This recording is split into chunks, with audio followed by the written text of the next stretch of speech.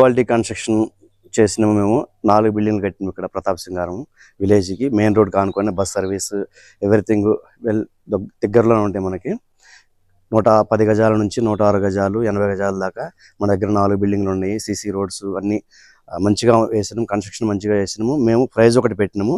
మీకు నెక్స్టబుల్ ఏదన్నా మీకు నచ్చితే ఏదన్నా క్వాలిటీ ఇంకా డిఫరెంట్గా ట్యాప్స్ అవి మార్చి మీకు గుడ్ క్వాలిటీ ఇస్తామని చెప్తున్నాము.